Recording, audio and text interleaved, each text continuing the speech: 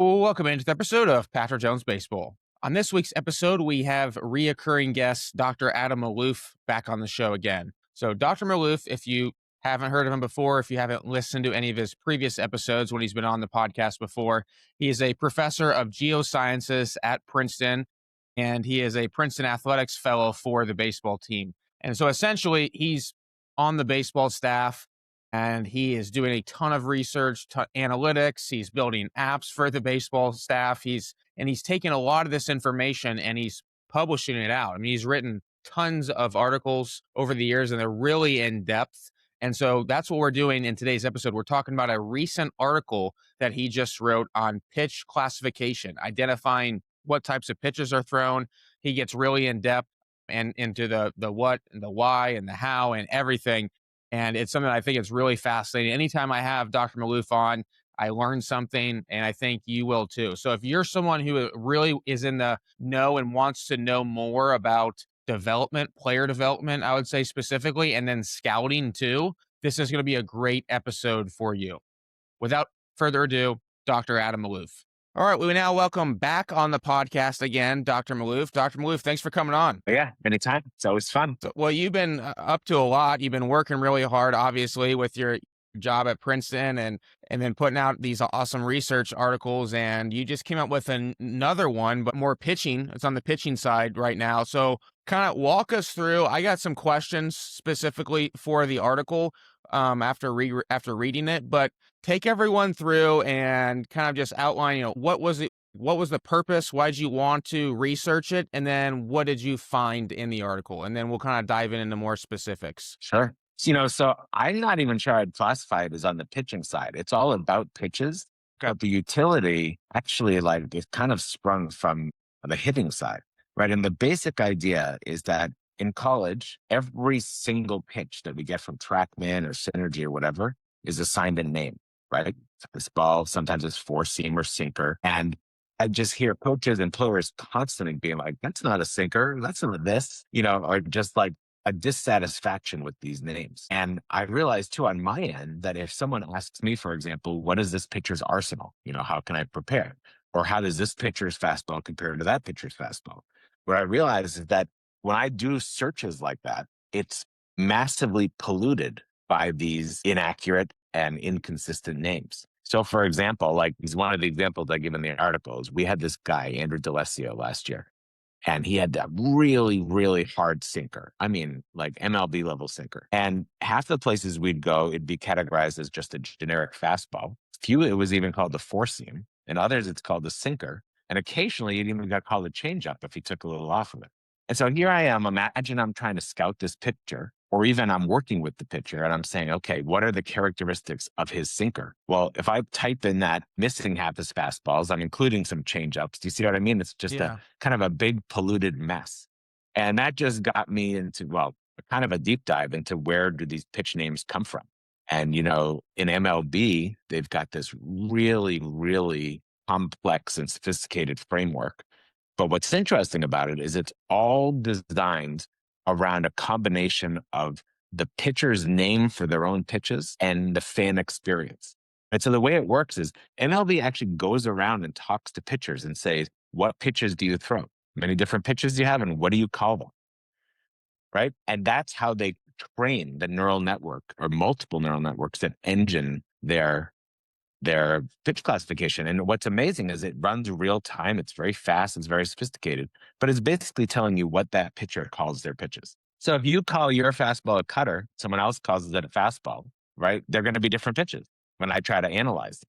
And so I thought that's backwards. I don't care what the pitcher calls their pitches. I want to know what the hitter experiences, right? What is the experience of that ball moving towards the hitter? And then I looked into what does college do? So in TrackMan database, there's two tags to pitches. One is a quote manual tag that's applied by the person running the TrackMan unit. So they're up in the booth, they're watching the game, they're recording oh, it was a single, oh, it was a double, this kind of information. And they record every pitch tag. And that is both amazing and also somewhat hilarious to look at because of course there's regional differences. Maybe you're in whatever, Texas, you're in California, you're in Boston. People call pitches different things. There's also sometimes they're run by complete amateurs who barely know the game, who are just like, the lackey that's working in the TrackMan booth that day. Other times they're really skilled commentators and analysts. And it's just wildly inconsistent. Sometimes it's like perfect, and sometimes it's a total disaster. And then the auto pitch tagger, which is some kind of proprietary algorithm TrackMan has. I don't actually know how it works. It's great. Like it works fairly well. But the problem is, A, it doesn't agree with the other pitch tagger. And B, it just has wild overlap. So like that's one of the things I talk about in the article. If you just plug in what is the kind of area carved out, say in horizontal break, vertical break, and velocity of one pitch and compare it to another, they have like 50% overlap. So it might call one pitch a slider and the other pitch a curveball. They're the same pitch. Or it might call three completely different pitches all sliders. And so basically the short story is neither at MLB nor in college, kind of for different reasons, existing pitch tags are really only giving you, I don't know how to phrase this, maybe the right answer, maybe 60 to 75% of the time. And if you want to do any kind of analytics, scouting, preparation for a pitcher, analysis of your own arsenal, you need accurate pitch tags. You need to know what goes in what bucket. And so that was my motive for this whole project. That was very well explained. First of all, that's wild to me. I actually didn't know that MLB just asked each pitcher. So if I'm a major league pitcher and I say, "Hey, that fastball is is Yeah. a knuckleball," then they would call it a knuckleball. Yeah, obviously that's an extreme. I Yeah, actually wonder about what right. happened. You'd probably break the computer if you said that. But yes, that's generally it. I think the better cases of that where it happens all the time is so many pitchers will call something their fastball and someone else might call it their cutter. That's a classic one. Another one would be the range of breaking balls, like all the way from sweeper to gyro to slow to curve, knuckle curve. What you call it maybe relates to your grip or how you grew up throwing it or the region of the country you're in. It doesn't necessarily correlate with where the ball goes and what it looks like. We're gonna put the article that you wrote in the show notes. Like I said, I've already sent it to a few people, but I had a question. There was it looked like a chart in there. It looks like it was maybe a picture of is that maybe something you guys use internally for your own pitch characteristics at Princeton? Maybe I'm saying that wrong, but it looked like, do you guys have something where you can go in and edit the tag? So if it's if TrackMan comes up and it's wrong, like True Media, for example, you can't do that. Do you guys have something where you can? Yeah. Yeah. So we've developed our, group of analysts. We've developed this protocol where we have all the raw data streaming through. And that's the same thing that's provided to you through True Media or 643 or Synergy. But because they don't have our pitch tag, and that's not the only thing, we have all these other metrics that we like to do. We make those calculations on our own and then develop our own web apps. So like the thing that I showed a screenshot of is our web app called Pitch Arsenal, which we use for a whole number of different reasons. Like we use it, both our hitters use it to scout other pitchers. Our pitching coach Joe Hamacher uses it with our pitchers to okay, here's how your game went. Here's what you were throwing. Why'd you throw that one random cutter there, which I didn't call, things like that. And then it's also a place where, you know, because we have all the data for every pitch now properly bucketed into their correct pitch tags, we can use that to say, oh, we're facing this guy. His slider is nasty. Let's program the pitching machine to look like his slider. And we can actually input that information, spin rate, spin axis, velocity, and mimic their pitch. So it's used for a whole bunch of different purposes. But yeah, all it is us taking the TrackMan data, airing our output on top of it. And then because we don't have an easy way it would be even easier if we could use True Media or 643, give them our algorithm and have it, because it has way more graphics and things than we do. But anyways, for now, that's our small fry approach. I hope you don't mind, but I do have a buddy of mine who he has built this thing out too where you can edit the tags and stuff like that. And so I've seen what he built out. It's really good. I gave him your email. So he's going to reach out to you and talk some pitch. Hopefully you're okay with that. And I sent him the article as well too. I think he'd be great, if nothing else, just to come up with ideas and stuff with each other. But so that's the basis as to why you did the article. Now, like, what was some of the findings from that? So here's I'll tell you the main finding kind of comes in two layers. And let me tell you my approach. So I decided to try to truly start from scratch. So I literally said, imagine all the pitches ever thrown in the last 3 years of college baseball, nearly 5 million. Imagine they represent this like landscape where maybe you can imagine east-west is the horizontal break, north-south is vertical break, and elevation, like how high is the mountain, is velocity, or in this case, relative velocity. So how fast is a pitch relative to your fastball, for example. And so that is basically a landscape. And I imagine I'm an alien arriving by spaceship looking down at this landscape. I start not even pretending I knew any pitch characteristics or anything. I just said, can I divide this landscape into different parts, like mountains, rivers, valleys, right? As if I knew nothing about the society or the geology. And, the hilarious thing about I'm a geologist is that this is exactly what we do with Earth all the time, or Mars. We've never been to Mars. We look at satellite images and we say, what can we say about this landscape? So I'm treating it exactly like that. This is my new Mars. And the first order discovery is that there are basically 3 mountains in this landscape that I'm describing. 3 well-defined, prominent mountains that are separated by like deep, deep, deep valleys. And what's nice is that they do follow baseball intuition pretty much perfectly. They're basically fastballs, breaking balls, and changeups. So those do represent 3 discrete, totally different pitch types and can be very well divided using like my new mechanisms, which we can get into the math if you're dying to do that stuff later. But then the second finding that is really in some ways the bigger one is that within each of these mountains, so imagine you're looking down at Earth and you see 3 totally separate mountains separated by these valleys. The next big question is, within one mountain, how do I separate the different pitches? No one's going to say all fastballs are the same. Sinkers, four-seamers, cutters, they're all different. They have different behavior. We need to highlight those, right? The problem is, within each mountain, think of it as a completely continuous landscape with no bumps. There's no place to cut it. There's no natural place to say, oh, here's the break between a sinker and a four-seamer. It's more like a completely continuous ridge. So any break would always lead to problems. If I chose to break it here, that means some guys' sinkers are being called four-seam fastballs. That means some guys throw a pitch that's literally on the break that I made, and half their pitches are four seams and half are sinkers, and that's not right. So I had to think of, how do I deal with the landscape within each mountain, right? Because we still need to subdivide them. And that's where I actually here's a very simple analogy for you. It basically works like the color wheel. Right. So if you think about colors, red, green, blue, there's no boundary between red and green and blue.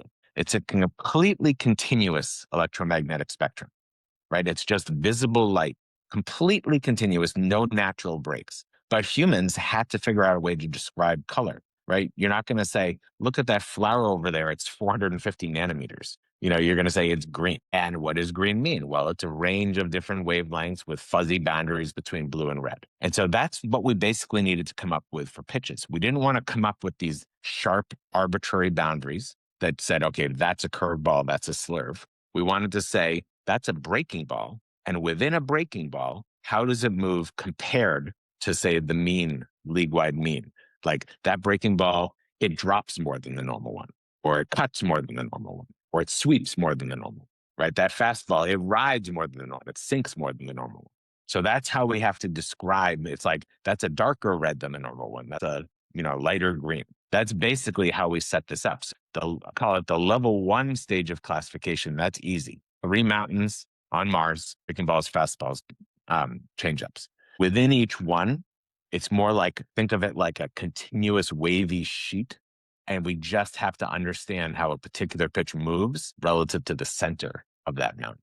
And so we do that by assigning these like adjectives. And that's where it's actually kind of fun, because we're working with the coaches and the players to see if they work, right? So we say, okay, that's definitely a fastball. I'm never going to confuse it with anything else. And I'm going to describe this particular pitcher's arsenal and say, look, he's got two fastballs.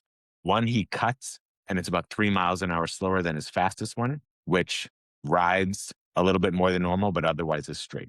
And so so these pitch classifiers, rather than just saying one word that is a four-seamer, it would be something like it's a fastball, comma, and then it would have one adjective that could describe horizontal break and one that could describe vertical break. And it's telling you how those are different than the mean. So let me give you another analogy. Let's say you're going for a hike. The category is that it's a mountain trail, right? You're going on a hike and it's a mountain trail. That's the equivalent of the fastball category. It's not a beach and it's not a forest, it's a mountain. Within that mountain trail, you want to know something about it. Is it steep or is it flat? Is it curvy or is it straight?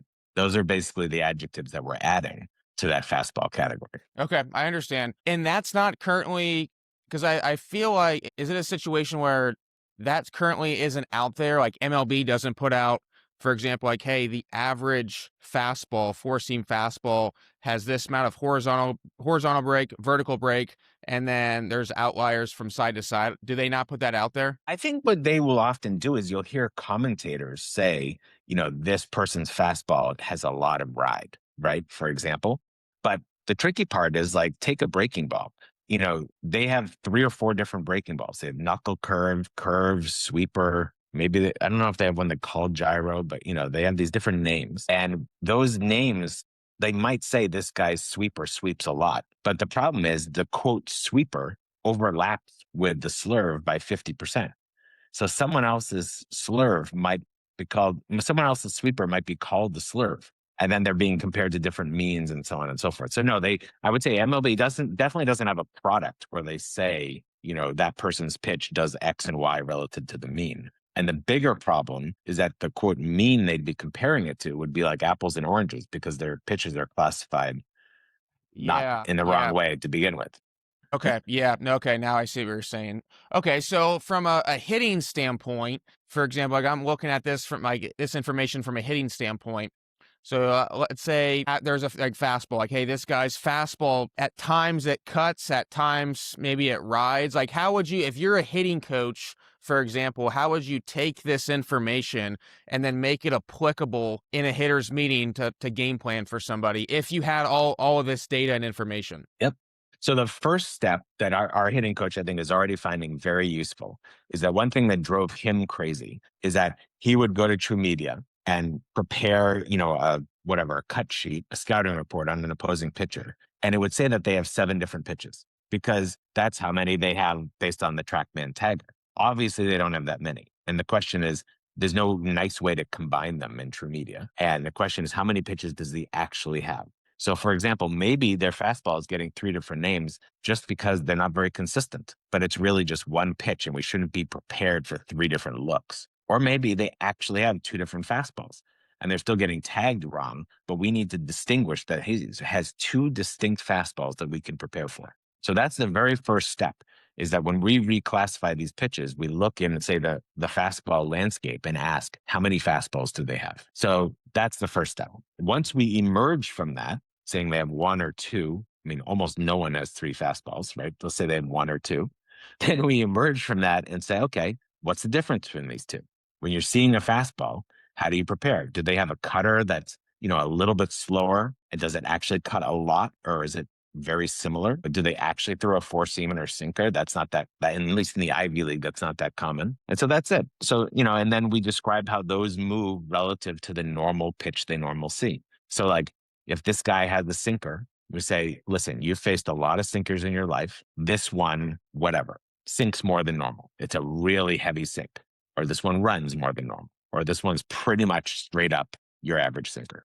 Parents, are you tired of spending money going from showcase to camp, not even knowing if a coach is even looking for your son's position or even knows his name? One of the reasons that I started my college baseball recruiting service is to help guide families throughout the recruiting process so you're not having to waste money and time going from showcase to camp to camp. If you're interested in hearing more about how I can help your son, head to patrickjonesbaseball.com and fill out the form. That's patrickjonesbaseball.com. Fill out the form right on the homepage, and I'll be in touch. All right, back to the podcast. One question I had from the article is, not everyone will have, like, not everyone who's going to listen to this is going to be in college or professional baseball, but it might be people who are playing high school baseball. They're playing, still high level baseball. How can they go about maybe knowing what a pitch might do from a movement standpoint without this information? And I guess my question to you is, and this is what I've observed too, is arm slot. Right. So like the higher up the arm slot is, more likely there's going to be more up and down vertical break on the fastball. And then the lower it gets, there's going to be more arm side run. What are your thoughts on that? And for someone who, based on everything, the research you've done, what advice would you give to someone who doesn't have this information, but they still would want to know how, ideally, without, I mean, obviously they're going to face the pitcher, but maybe before they head into that game, how would they know what type of movement that a pitch might have? Okay. Well, I can definitely answer the first part of that question. The second part is hard. I mean, I'm no hitting coach or pitching coach, so I'm not sure I'm prepared to tell you how I would tell someone to prepare for a different arm slot. But I think this concept that an arm slot matters is really important, right? So I just told you that the three variables in my pitch classifier are just essentially speed, horizontal break, and vertical break. Now, I don't use spin rate, or spin axis for two reasons. Some people would include that in their classifier. You may be used to reading like Stuff Plus articles, and they're always using those. And the reason I don't use them is twofold. One, the information is mostly, but not completely redundant, right? Because what controls horizontal and vertical break is spin. Those horizontal and vertical break are defined to be not related to gravity. Like when you say induced vertical break, that means you've removed the effects of gravity. And whatever you're seeing is either from spin or possibly from some weird seam shifting effects, but those are usually fairly small. So just say for now that's spin. So in that case, using both horizontal and vertical break and spin is somewhat redundant. Secondly, TrackMan doesn't measure spin directly. It infers it based on tracking the ball. So it says, I see the ball go like this. I know what gravity is. I'll make some assumptions about the drag of the air and friction. Let's guess what the spin was. So not only is it redundant, but it's also not even measured directly. So that's why I didn't use spin. So now to get to your question, arm slot, I grappled with this quite a bit. Do I include arm slot as part of the pitch classification or as more of a secondary, pitcher related thing? Right? Not pitch, but pitcher. And I did the latter to try to keep things simple. And I actually have a separate measurement that I make, which is, think of it this way, like just as you said, as you change your arm slot, in theory, let's talk about vertical break for now. I think that's the easiest one to imagine. So your induced vertical break is how much vertical break you have when you ignore gravity. That's just related to spin. Like, are you putting backspin on the ball or some kind of side spin? However, how much actual vertical movement that you see in the ball, of course, hugely depends on your release point and how tall you are, right? If you're getting a delivery from someone who's 6'9" straight over the top, it covers a much different vertical distance than if the guy's 5'6" and shooting at like a pitching machine. And so the way we have, this is in some ways our most beta of our like pitch related statistics, is that what I do is I take the actual vertical break, not the induced, but the actual vertical break. And I say, what should it have been just knowing the speed of the pitch and thus the effect of gravity and the height or the release point of the ball, and compare that to the actual measured vertical break. And the difference between those two is telling you about the pitcher. And just to your question, like, how do I prepare for this pitcher? Well, this guy is going to have an anomalously large amount of ride based on his arm slot. Do you see what I mean? Yeah. So it's like that part our players are still getting used to, because I have some weird ones where it'll say like four-seam fastball, but then it gets this adjective that says dive, which means that it has less vertical ride than you'd expect for that four-seam fastball characteristic because of the arm slot. So it doesn't really dive. See, we're still honing the adjectives. It's not like you're just going to throw a four-seam that then sinks. It just means it doesn't ride like it should, if that makes sense. Yeah, no, it does. It does. Where do you see, are you already on to, based upon what you did in this study, did this maybe unlock some other questions you had in terms of pitching development? And it's like, man, you now want to go research something else based upon what you found here? Well, again, like I shy away from saying things like pitcher development because I know nothing about that. Like this is where it's a real synergy with Joe Hamacher and the pitching team. That's what I need to feed this to him to see how it affects his choices there. Yeah. To me, it's more like a slight deviation of what you just said, which is that so now, for example, I worked on this thing I called stuff or not, which was like a way of telling you if you throw this pitch, what's the likelihood of a ground ball or a fly ball or things like that. And now, like I need to redo all that right now. Have much when I'm training that model or I'm trying to understand, someone's how do curveballs across the league impact fly ball rate? Well, now I go from having like a pool of pitches that was like had 1.5 million pitches where only 70% were actually curveballs to now I have a pool of pitches that's 100% curveballs with really well-known characteristics. And that will sharpen all my analysis. And so it is good. I haven't even done this yet. I just wrote that paper, as you know, but like now I basically have to refine everything. It's like I just removed a huge amount of noise. It's like you were watching TV and it was all fuzzy and you didn't know what you were watching. And then I just tuned the antenna and now it's sharp and I need to rethink everything. Well, first of all, you wrote the article with Joe. Like, how does that work? He writes part of it. You guys just collaborate on everything. Like, I'm kind of curious to hear how does that work from the actual like writing the content? Yeah. So, I mean, that article is not just with Joe, but also with Kyle Bonneke, who was Okay. our hitting coach. And I would say that collaboration happens in two ways. One is like a slow burn because we see each other all the time. We have weekly meetings for our analytics club. I see them at practice. I see them at games. And sometimes they have a question for me. More often than not, I have 400 questions for them. And we just are going back and forth of these. And like, usually the moments come when one of them are like, I see this. It's got to be wrong. How do we, like Kyle, for example, come to me. He's like, I've got this scouting report. We're facing this guy from NC State. It says he has 6 pitches. What do I do? Like that kind of thing. And then almost all of the content comes from long bus rides. Like just recently, we, drove to and from Duke and, they sit right in front of me on the bus and we just sit there and work it out and go back and forth. And I'm making graphs and, we're writing paragraphs. And so it's pretty iterative like that. I mean, in the end, like I run that Sabre account and I'm pushing the play button and stuff. But yeah, it's like the bus is where the ideas are flowing always. And then the bus is where we get shit done, basically. Has there ever been like an example or a time when you thought like you presented them with something and you were like, man, this is really going to help. I think they're going to be able to take this and implement it right away. And it's going to help the players. And then you took it to them and they're like, this isn't going to work for X, Y, and Z. Yeah. I would say that happens all the time. And here's the way I would put it is that like for me, it's just a sandbox and I'm playing with lots of stuff. And for them, like here, let me take a specific example with Joe. A lot of his pitchers are not necessarily ready. Okay, so here's a good example. I'll give you a very concrete one. We're working on this project with tunneling. How do you teach tunneling? How do you let a pitcher even know which of his pitches are tunneling or not? Right? We developed a new way of measuring tunneling. That's a whole other subject, which we can get into if you want. Once we have this new way of measuring tunneling, we would ask simple questions. Like Joe would say, okay, if this pitcher threw a catcher's mask position fastball, where does he have to throw his breaking ball for it to best tunnel? And how good is that tunnel? So we ran that analysis with an undergraduate student and Joe, and we're doing this and we're saying, oh, we've got some guys who already tunnel really well if they throw their breaking ball here. And we have other guys who they don't have anything in their arsenal that's going to tunnel. Now, the next step is that Joe realizes that not all of his pitchers are even ready to work on tunneling. Like they need to throw strikes first. They need to do X first. They need to take care of their body first.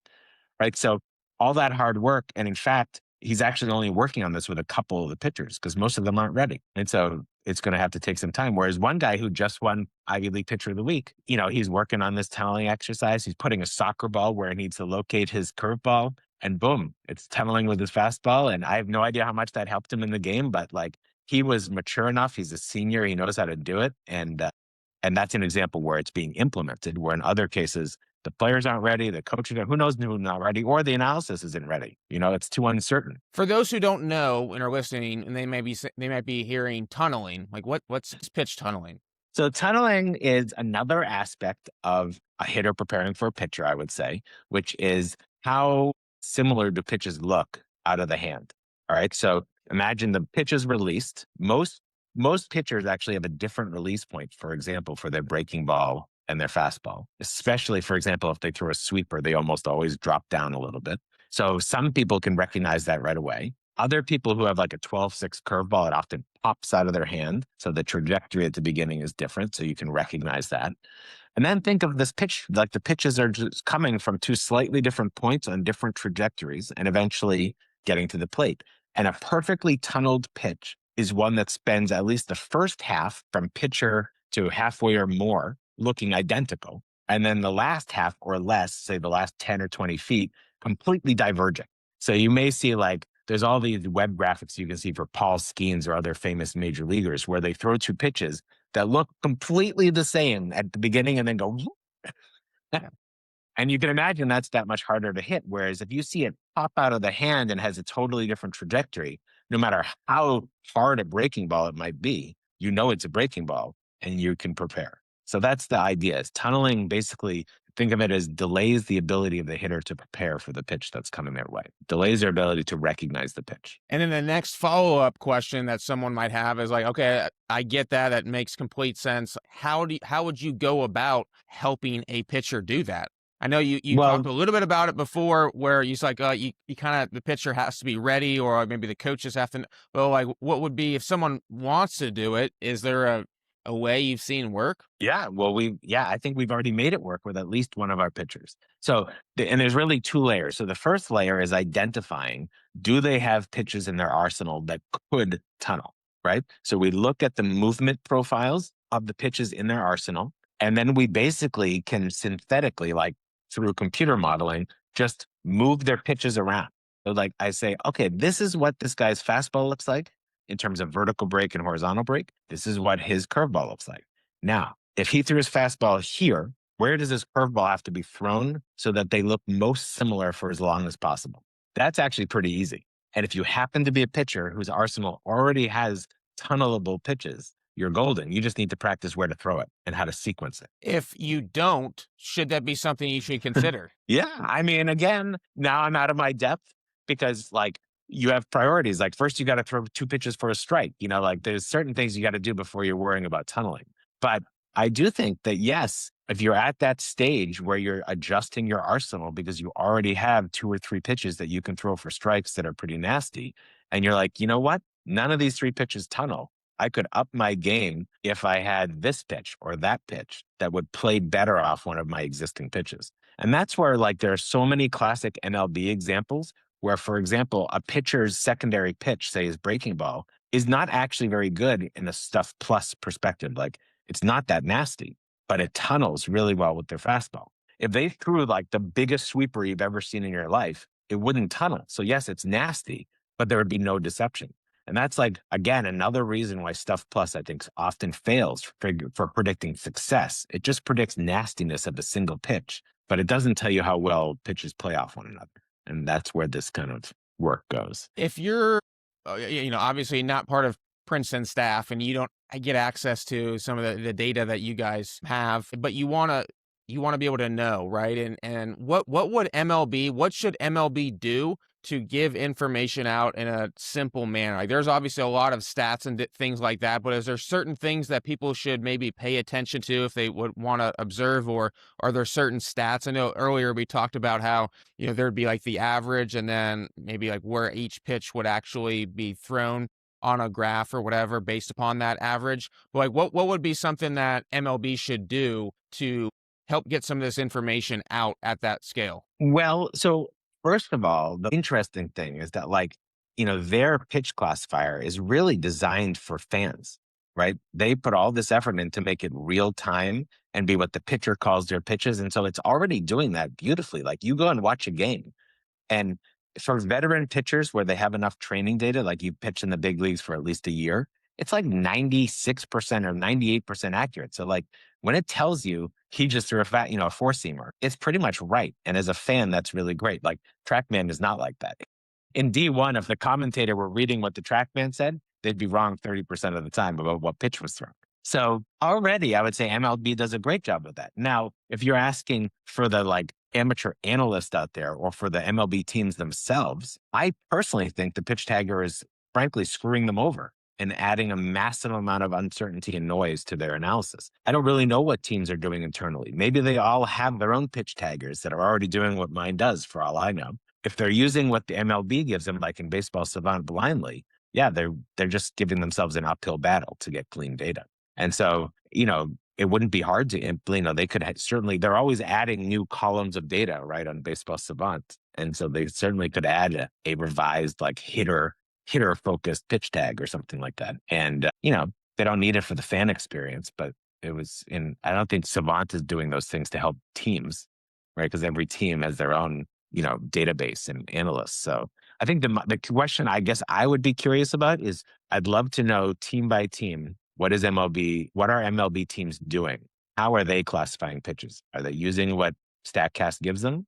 Or are they doing something on their own to accomplish these goals? I would be very curious if someone could answer that question. Yeah, that's a great question. I'm sure I could find that out. I don't know if they'd want me to publicly say that or not. I got a question. A friend of mine, Zach Day, he has product Newt force plates in the mound. Great product. Have you done any research on force plates, things like that from a pitching standpoint? Really not much. I mean, like, I definitely think that is the frontier for hitting and pitching, frankly, right? It's like all these metrics that are available to us from TrackMan or Baseball Savant, right? None of them deal with biometrics. They deal with what the ball does, right? Whether you just hit it or whether you just pitched it. They don't tell you anything about the body. I guess the closest to they tell you about the body is the arm slot stuff that we get from TrackMan. And so if you want to know how do you achieve these goals, how do you get the ball to do X, Y, Z with the bat or the arm? Obviously, you need to understand the biometrics that go into it, which include force plates, but it also includes measuring angles and lengths of body parts during the, pitching motion and the hitting motion. And I mean, that is the frontier because that's ultimately what you coach. You can't just tell a pitcher, add 2 inches of vertical break. Right? They're like, well, what do I do? But if you could say you can do that by, moving your wrist like this and your elbow like this, and then you practice it and you see the result, obviously that's how you get there. And so like, I know almost nothing about biomechanics, but certainly that's the future. Love that. Dr. Maloof, anything else you would like to add before we wrap it up here? I mean, not really. I guess, it's back to centering on this project that we're focused on here, which is the whole pitch classifier. I think that like by next season, we'll be in an even better place because the place where it's in now is that we need to go back to the baseball intuition. Like if I was to summarize all this, we've been neck deep for years in this whole, like, let's name these pitches based on arbitrary boundaries and our baseball intuition, which I don't think is a bad thing to do, but I think it's kind of messed us up in terms of using pitch classifiers. Then I said, let's pretend we're an alien spaceship and we're looking at this landscape as if it's Mars and go in with no intuition. That reorganized ourselves a little bit. It was like a reset. It's like we restarted our computer because it crashed. Once that was done, we have our new landscape and our new interpretation. The big thing now is actually we have to get back to our baseball roots and our intuition and say, are we describing these pitches, these landscapes in ways that are actually most useful and intuitive to hitters? That's what we need to iterate on. Like I'm totally confident in the mountains that I've discovered and described, but now I want to know how do I best describe that so our hitters are best prepared? And we just have to iterate. So like, I'll talk to one of our hitters and say, this is what I think that pitcher's pitch should be described as. And he'll come back and say, no, it's this, right? And we got to do that like thousands of times. But isn't that's an issue because that's just based upon what they perceive? Totally. And that's why I could never do it based on one. Yeah. And I would never name it based on their name. But if I have like every hitter in our lineup saying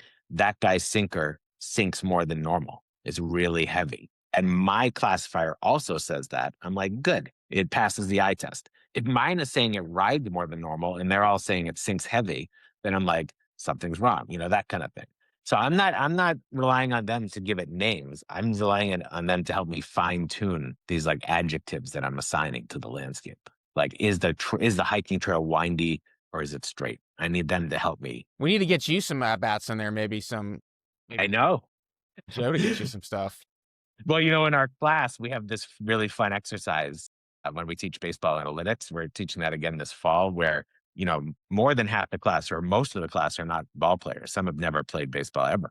And we go out there and we set up the eye pitch and load it up with, 100-mile-an-hour fastball or some nasty slider. And, they've been used to seeing these just in like break charts and, graphs. And they have no idea what it actually looks like. And they see it zooming by and they're losing their minds, like that. That is certainly important. You have to have had those experience. I mean, it helps a lot to have had those experiences yourself to, understand again how to describe these pitches. Totally. We appreciate you coming on. We're going to put the link to that article in the show notes. I know you're a fan favorite. Anytime we have you on, there's people who'll reach out to me and say they enjoyed it. So you're welcome on anytime. Love what you're doing, and thanks again for coming on again. Yeah. Thanks, Patrick. Always a pleasure.